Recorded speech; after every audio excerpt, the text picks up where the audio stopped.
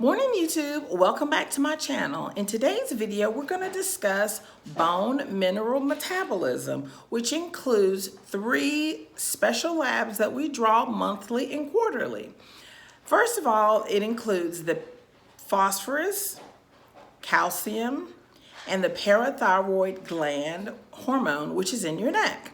First of all, if you control the phosphorus, the calcium and the PTH will be easier for us to manage if first patients control their phosphorus. The phosphorus number we're looking for is between 3.5 and 5.5 milligrams per deciliter. There's another video I did on phosphorus that I'll link into the description box so you can understand more about controlling your phosphorus.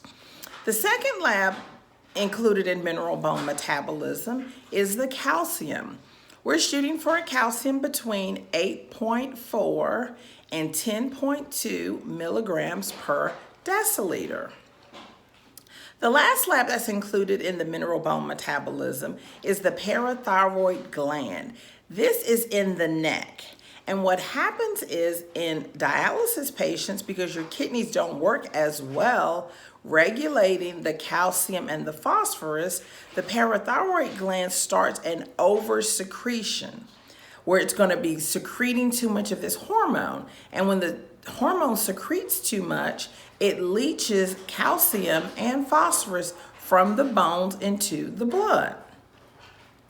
So like I said, the goal we're looking for is 150 to 600 picograms per deciliter, and normalizing the phosphorus, normalizing the calcium are some of the better ways in which to control the PTH gland. With the PTH gland, there's a special medication that we can give patients during dialysis, either Zynflar or Hectorol. Those are vitamin D analogs that we provide while the patient is on the machine. Patients can also take Parsabiv, if approved by their insurance, to be given at the end of the dialysis session.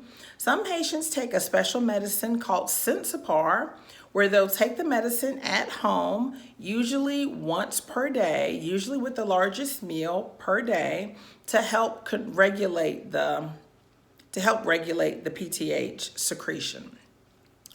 And sometimes after a while, patients are unable, and the clinic is unable to control the PTH with phosphorus control, with vitamin D, with Sensipar therapy at home, and then those patients are sent to a special surgeon to get what's called a parathyroidectomy.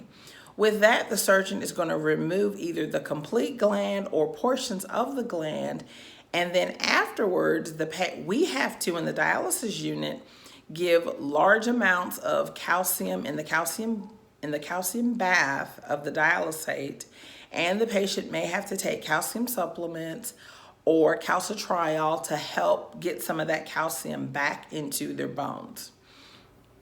So one of the negatives of having a very high PTH is that, as I mentioned earlier in the video, it makes the bones weak over time. This isn't something that happens quickly, but one of the problems is that patients who are reluctant to start dialysis sometimes have early signs of bone disease, which we're unable to address and correct until the patient actually starts dialysis and they get a consistent supply of the special medications during dialysis in order to control the parathyroid gland.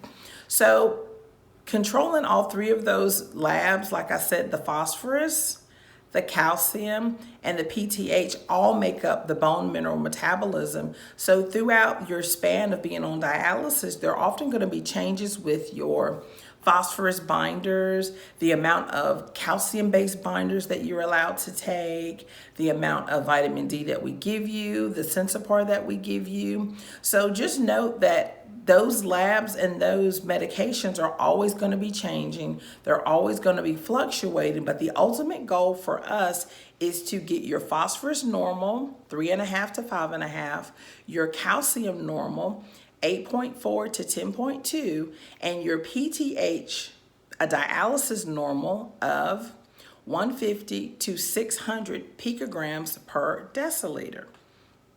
I hope this video was helpful in you understanding kind of what bone mineral metabolism is all about. And if you have any questions, you can always, comment below.